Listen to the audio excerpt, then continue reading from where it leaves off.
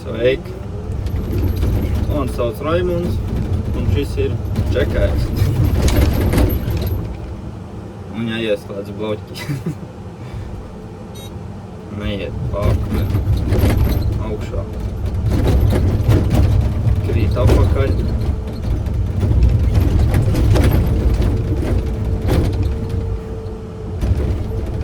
Kas nebūs labi. Gan jau uzkāps. Lēni gari. Šajā sērijā, šajā epizodē pastāstīšu par darbu Zviedrijā, ja kāds plānos tagad braukt vai nebraukt, kā te iet, kas tev te sagaidīs. Ņemot vērā, ka es bieži vien nepastāstu kaut ko līdz galam, tas varbūt tev arī sagaidīs šajā video. Centīšos paskaidrot visu, ja nē, protams, pēc tam varēs komentāros uzrakstīt kaut ko, es varbūt esmu aizmirsis vai ne līdz galam pastāstījis. Un tā, man nav nekas pierakstīts, tīri pēc kaut kādām sajūtām šis video tapt, lai YouTube'ā būtu skatījumu un nāk naudiņa. Liekas piķis, kam nekaitē. Tā, vienvārds sakot, mani sauc Raimunds, un šis ir Džekājs. Šis būs sērija par mežstrādi Zviedrijā. Vienīgais, ko es varu pats stāstīt, ir par darbu uz harvesteri, jo uz harvesteri baigi ret, kad dabūju piešaut roku šeit Zviedrijā. Tā kā tas virziens man būs tā kā mazāk, ko stāstīt. Bet par harvesteri darbu es varu pastāstīt. Strādāju jau pilns 2 gadus, oktobrī būs 3. gads. Tagad ir laiks te pavadīts, ir viss kaut kas piedzīvots. Baigi akmeņi, kārsies droši vien augšā. Tūlīt manīsim. Mēģināšu šo pastāstīt bez video pārtraukumiem, lai man vieglāk montēt. Redzēs, kā iPhones noņems šito kratīku, viņš pacels augstāk. Tā, strādāju Zviedrijā 2 gadus vienā kompānijā, Vecvagari M. Jā, tieši tā, strādāju šeit. Zviedrijā vēl ir uzņēmumi no Latvijas. Vismaz viens čistel ir Niedrāji, kas vēl strādā Zviedrijā. Bet stāsts būs tīri kā man pieredze šeit, Zviedrijā. Mēs strādājam pa 2 nedēļu grafiku. 2 strādājam, 2 mājās. Mājās esam nedaudz mazāk, jo ar prāmi ceļamies šurp. Tāpēc viņš nebrauc baigi ātri pa to jūru. Un tad sanāk mājās pāris dienas mazāk, nav tīrs 2 nedēļas. Šajā brīdī zāģēju veigādes. Maksā bišķi vairāk nekā parastās. Vienīgais zāģēju kopšanas cirts. Tās ir tāpat sarežģītāk nekā zāģēt vienlaids cirts. Tagad cerams kāds to dzirdēs un padomās par samaksas veidu. Un tā, bet nav stāsts par to. Strādājam 2 nedēļas, maksājam nodokļus gan Zviedrijā, gan Latvijā daļu. Ir Zviedri arī prasa savu. Viņiem vajag, lai mēs te kaut ko maksājam, kā arī tur kaut kādu kodu mēs tur nokārtojam. Par to es vēl aizbraukšu noskaidrot. Nav paprasījis savu kudiņu, bet mums viņi ir. Strādājam. Un tā kaut kā. Tā tad 2 nedēļu grafiks. Bet, ja tu gribi strādāt ilgāk, es domāju, ka to viss var sapīdīt. Tas nav akmenī iekauts. Mazāk droši vien gan nē, bet gan jau to arī var izrunāt, ja dzīves situācija dažreiz piespiež strādāt savādāk, bet pa lielām ir 2 nedēļu grafiks. Otrdienās braucam prom un trešdienās braucam mājās. Tas ir mans grafiks, cita bišķi savādāk. Sarunā ar vēl kādu, lai pilnu kajītam te braucam. Runājot par kajītēm, par viņām nav jāmaksā. Tas viss ir iekļauts tavā kuģa cenā, ko tev maksā. Transports uz Zviedriju ir jānodrošina pašam. Tas nav iekļauts cenā, bet mežā darbā, uz darbu tev nav jābrauc ar savu mašīnu. Šeit ir darba mašīnas, katram viņa savādāk. Fariem ir busiņi, citiem fariem ir kaut kāda vieglāk, tur Kadī, bet Kadī arī ir Dacīts un kaut kā tāda sūdiņa. Kā jau forwarderam baigi daudz neko nevajag. Kādam pieved degvielu klāt, kādam pašam jābrauc klāt. Tas arī pēc darba mašīnas veida pa lielam ir.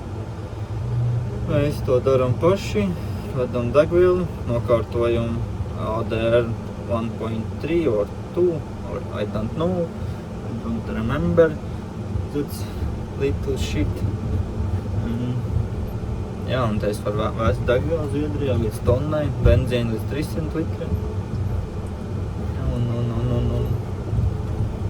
Tagad es pabeidzu ceļu un man te tikai daži koki bija, tad cik varēšu paņemšu galvā tos materiālus un izvedīšu.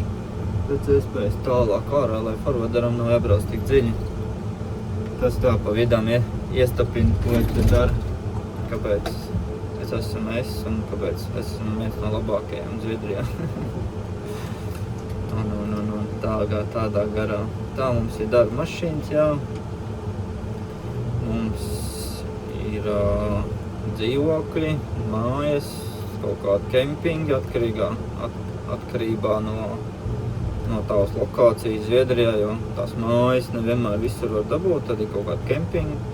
Ziemas mēnešos tie ir daudz brīvāk. Zviedri atpūšās pavasarī, tad grūti dabūt, bet pat tiem tev nav jāuztraucās. To gan atrod, gan maksā uzņēmums. Kādā garā, par to tev arī nav jādomā. Bišķiņi izpūs, jā. Tas arī viss ir atmaksāts. Tev jāmaksā tikai par maliņiem. Kurš tad dzērs droši vien cēs pintenieku. Tas joks.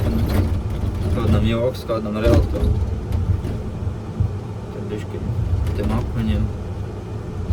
Tā, es strādāju jau uz Harvester 1170 G modeļu. Agrāk sākumā sāku uz 1070 E modeli ar 22 stundām, ja nemaldos.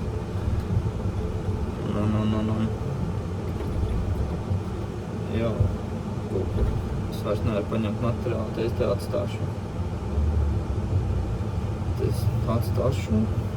Lai forwarders brauc te pakaļ. Man vairs nav galvā tik daudz vietas. Jā, agrāk pirmo gadu sāk strādāt uz 1070. Kā jau vecāks modelis. Viņš arī vairāk jāpaskrūvē bija. Bet nākot uz šajien man priekšnieks teica, ka dabūšu jaunāk. Un to viņš arī izdarīja. Šajā uzņēmumā kopumā esmu nostrādājis, 5, 7 vai cik tur tie gadi. Un šis ir otrais karš, ko man nopērk. Tādā ziņā man te viss notiek. Jā, runājot par tām vecākām tehnikām. Šis arī jāpaskrūvē tā, ka viņš nebūtu jāskrūvē. Savādāk jau viņš neies visu laiku.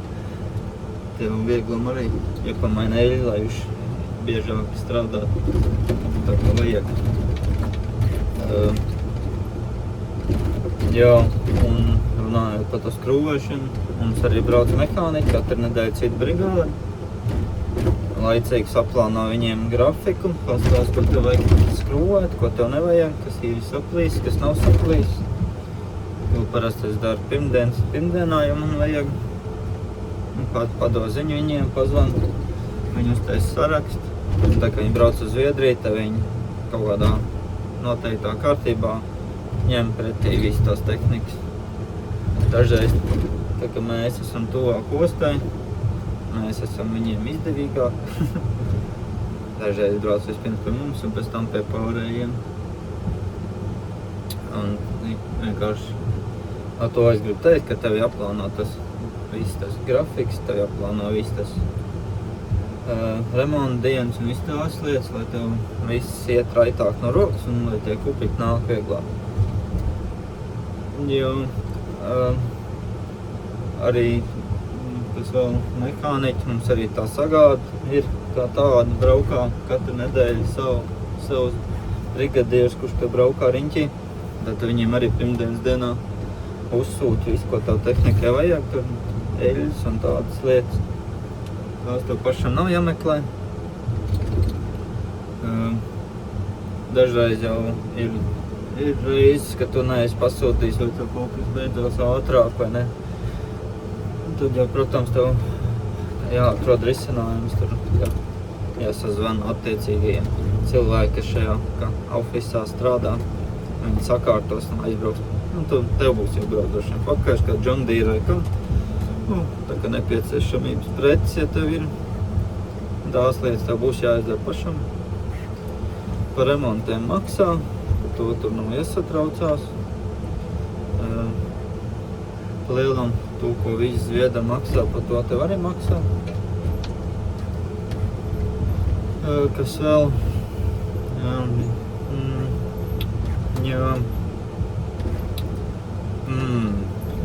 Tā, ko tev vēl vajadzētu zināt, ja tu gribētu braukt uz Zviedriju. Piemēram, tavs atalgojums, tas noteikti būtu tas, kas tev interesē, cik te var nopelnīt. Nopelnīt te var vairāk, mazāk. Ir reizi, ka tu var nopelnīt daudz, un ir reizi, ka tu nevar nopelnīt daudz. Citreiz sanāk izdevīgāk Latvijā strādāt. Bet tur droši vien ir kaut kāds faktors, kāpēc tev tā alga nav sanākusi. Jo, gribēs noteikti cipars kaut kāds zināt, piemēram, ja pārēķina visu to stundas izmaksā, attiecīgi pret motorstundu, to, ko tu te dari, kas būtu tā kā, tas jau arī katram individuāli, cik viņš ir ražīgs. Man pārsvarā tie ir kaut kāda ap 30, 35, 40, līdz kāds 70 eiro par stundu, ko man maksā. Atkarīgā no cirsums, veida, un, protams, viss piezīmes un kā tev tajā mežā iet. Cik tu tur labs esi, tas operators. Tas ir arī salīdzinot ar Latviju. Man tas sanāk vairāk, kaut kad jau, protams, ir nesanāk. Ir reizes, kad tev iekrīt dīkstāvs kaut kāds neparedzēts, remonti biežāk, vai vienkārši sūdīgs cirsams, ka tev nav varianti, ka tu vienkārši atbrauc uz savu maiņu uz tām 2 nedēļām, tagad tev pasaka, ka nākamā cirsama ir 2000 kubu, tu uzvēji pis, tur jau kādu laikam pietiks pāris dienām, un tad tu saproti, ka aizbraucot uz cirsamu, ka tur ir galīgā dīvisa, un tad tās 2 nedēļas paiet, tu tavos 2000 kubos, un tad tev reiz arī tā alga nekā tur vai nesanāk. Kailcirtēs, pieņemsim, kopšanās vai kailcirtēs, kopšanās tev vajadzētu nozāģēt savām 2 nedēļām, lai tev būtu forši, virs 1000 kubiem, štuk 200, tā kā būtu ieteicami. Līdz pusotram, 1,7, tas būtu, tad tie skaitļi tev tur sajiet, tā kā kailcirtēs tie būtu kaut kā 3000 kubu pa mēnesi, vismaz tev jānogriež. Tāpēc ar tiem 2000 kubiem īsti, kaut kas jau izdzīvot jau varēs, bet tas nav tas, dēļ, ko tur brauc uz to Zviedriju pa lielu. Forwarderam pa lielam ir tieši tāpatās, tieši tāds pašs apjoma vajadzīgi kopšanās, tur no štuk 2 līdz cik tu vari sajiet. Tas jau esi, man liekas, vairākais kaut kādu pār pat 2 kopšanās varētu būt, ka nozāģēs. Man tā liekas, bet tā kā es teicu, ir man sataisīju sūdzi, man bija viņa atvilkt no algas, bet man tāpat tā alga bija lielākā, kāda es saņēmu. Tā kā par to es tur baigi neskumst. Sūdzi savārīja, ka sūdiem atbildēju. Jo, tur tie, kas ir tīri tālu atbildības pēc, nu, tā viņš gadās. Tur nevienu citu nevar vainot. Bet ne jau par to te stāsts, es bišķi ievēruši. Uz šo jāierau bišķi. Tās algas pa lielam ir, man liekas, zem 2 tas nav saņēmis. Man tā liekas. Īsti nezinu. Vairāk pa 6 arī nav saņēmis. Bet, iespējas ir. Tas ir vairāk kā skaidrs, jo tev maksā pa padarīto, kūpa cenu. Ja vairāk izdarīs pa savu darba grafiku, jo labāk tev būs. To jau mēs katrs apzinās. Kas man patīk salīdzinājumā ar Latviju, tas, ka te ir 2 nedēļu grafiks, ka tu ņem nostrādā, kaut kā nomoc, jo pēdējās dienas, kā tagad man ir šodien ir svētdiena un trešdien es braucu mājām. Jā, tad tās pēdējās dienas ir tādas, nekādas. Pa lielām mocības. Ir kas nevar. Es kādreiz, kas rukāju Skotijā, tu man īstenībā grūtāk gāja izdzīvot, bet tad bija mēnesis. Es nevarēju tā kā galīgi grūti saņemties, iet uz darbu. Tur vajadzēja vismaz 15 stundas pa dienu strādāt, lai saņemtu 5000 algu. Te jau visticamāk varētu būt līdzīgs stāsts. Ja gribi labu algu saņemt, tā liela algu saņemt, prezidenta algu saņemt, tad tu vari strādāt savus 15 stundas, bet atceries to, ka tev tās 2 nedēļas ir jāizdzīvo. Nevar vienu dienu nostrādās tagad 15 stundas, un otrā dienā tu piecelsies pusdienas laikā un atbrauks uz 7, vidēji to sanāks 8 stundas, un jēga no tā nebūs nekāda. Darba grafiku vajag sabalansēt. Es, man liekas, kaut puši aizpildēju. Jā, vajag balansēt laiku, nopelnīt var. Runājot par to Skotiju, tur bija 15 stundas jāstrādā pa dienu, jo maksā jau uz rokas bija stundā 14 eiro kontā, ja nemaldos. Jā, kaut kas tam līdzīgs bija. Un tas, ka vienkārši katru dienu tu piecelies un tad tu ej augšā kalnā, pakaļ tehnikai. Jā. Un tad bija diena, katru dienu viens un tas pats. Te jau arī 2 nedēļas, bet 2 nedēļas man liekas bija vieglāk saņemties nekā uz mēnesi. Tāpēc tas ir pozitīvi, un tagad tu esi mājās, tad tu vari sēdēt pie televizora un darīt pilnīgi, ko tu gribi. Braukt atvaļinājumā un tādā garā. Tagad man tie atvaļinājumi nesanāk tik bieži, jo mājā remonts jātais, nauda visu aiziet tur. Tā es parasti bija gan katru reizi, kā brauc mājās, tā es ir kaut kur ārzemēs. Pa lielam neteikti nemaz līdz mājas durvīm izmet mantas ārā un vālēt projām. Jo es tāds mēdz būt, kad vienu dienu esmu arī, pieņemsim, es sīkam 7 vakarā prasu, vai viņš negrib uz kalniem braukt, viņš pasaka, ka grib, un te es arī 8 vai 9 mēs izbraucām, un 6 no rīta es biju ieripojis Zakaponē. Pavisam vienkārši. Tas ar manīm tā noteikti bieži vien. Tagad ir remonti, tad nesenā. Ar to es gribēju teikt, ka vienkārši 2 nedēļu grafiks, ar to, ka tu vienkārši var laist lūmu, jo tev tāpat jāatpūšās, lai tev atkal un tās 2 nedēļas var rukāt. Tāpēc ir forša dzīve. Protams, foršāk ir, ja tev vairāk ienāk kontā, tas arī vairāk ir skaidrs. Jā, tev vienkārši, pagaidām ir sarežģīti objekti, ir grūtāk tā kā izstrādāt to mežu, vairāk sanāk tā kā braukāt. Pa braukāšanu jau tev, protams, neviens nemaksā.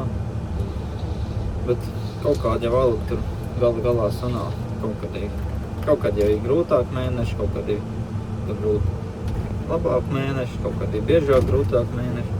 Bet nu tā jau tu vari strādāt, jebkurā firmā tā visur būs vienādi. Tas, ka tu vari trāpīt kaut kādos, aiziet uz citu kompāniju un ielikt kaut kādā tajā virpulē, kur tagad čist viss izēja viss tev tur iet, tev viss tur dod, detaļas tev dod, tev nav jādomā ne par ko. Un tad pienāk 3. mēnesis un tad viss aiziet normālā ritmā, kā pārsvarā aicīt, tad detaļas nav, tad jāgaida, tad šis, tad tas, tad algas kavējās un mums algas ir viss vienā datumā, tur laikam, cik es zinu, pa 20 gadiem ir tikai vienreiz ir tikai ieskaitīts 1 dienu vēlāk. Bet pa 20 gadiem tā vairāk nekas nav noticis, ka kādreiz būtu alga kavējusies. Citiem, kam ir tie Luminori vai kāds tās kreisās bankas, tiem tur bišķi savādāk. Tiem ir parasti 1 dienu vēlāk. Vai tur jau tas ir bankas, dēļ bankām. Tā, jā, tur, piemēram, vadība ar vadību vispār mums ir ļoti paveicies. Tur katrs sēž savā vietā, kur viņiem jāsēž, un pa savu darbu viņi ļoti labi atbild. Nav tur vispār galvas sāpes nekādas. Viss notiek, kā jānotiek, un viņi zina, ko dara, un notiek raiti salīdzināt, kur es savu pieredzi, kā man gājas citos uzņēmumos. Šeit pa to vispār cepar nos. Katram jau dažreiz melē uznāk, tas arī vairāk kā skaidrs, viss mēs nogurstam, bet kopumā viss skats ir ļoti zeibīs. Tagad tā, ko es tur baigvairs, nezinu, ko es varu pastāstīt. Ir, protams, kas mums tāpat aiziet projām, kaut kur aizpeld, kaut kāda ģimenes dēļ apsvērumu, kādam kaut kas nav paticis, ka viņiem kaut kas tur nav iedots, un viņiem tur nemāk zāģēt, un tad viņam liekas, ka viņš māk zāģēt, un tad viņš nevar nopelnīt naudu. Un tad, protams, ir tāds cilvēks kā LV Harvesters, kuriem tikai dod labās cirsums, viņam sūdīgs cirsums nedod jau. Bet tā kā es prasu, vai maināmies vietām, kaut vai visām tehnikām, man vēl neviens līdz šim nav piekrits. Tā kā jā, pagaidām cik reģioni ir izstrādāti Zviedrijā. Es esmu bijis daudzos reģionos. Galīgi tur augšā pie Norvēģijas, kas sanāk tā kā pie Somijas tuvāk, tur es nav bijis, bet tuvu tam. Tur arī nebija nekāda vaina. Man liekas pagaidām ir šeit viss sūdīgāk. Viņi jau te meži jau kā tāda, jau kā koks jau ir labs tikai. Viņi te tāds grūtāk izstrādā. Vairāk laiks jātērē, lai viņi izstrādātu tā kā normāli, lai forwarderam būtu vieglāk, bet nevienmēr ar to var palīdzēt. Ar to tu palīdzi forim, jo arī viņiem te pa tiem akmeņiem paši zina. Tur baigā ātri nepabrauks. Gan jau tu kāds var pabraukt ātrāk, piesprādzējoties un tādā garā. Bet visticamāk, ka viņam tā tehnika arī ir tāda uzčakarēta. Jā, tā kā tu 2 nedēļas, tev par tā tehnika jādomā bišķi vairāk. Tev ir jānodrošina tā, lai forši tev ietis, lai viņi iztur. Un tā, es nezinu, ja būs kādi komentāri, gan jau kādas negācijas, kā jau vienmēr. Jā, un. Jā, pagaidīšu komentārus, ja būs komentāri, kaut ko varbūt var aizmirst, esmu pateikt. Tas jau ir standartā, bet davai komentējiet un ielaikojiet un nošērojiet. Nē, bet nevajag pofīt, jā. Bet, kas nav piesakojis, var piesakot. Vienkārši skatāmies un atcerās, man to maksā un galvenais skatāmies. Davai, čau, tiekamies kādā citā sērijā, un man vēl viena epizode stāv pusne pabeigt. Nav pabeigt un tā. kā būs, tā būs.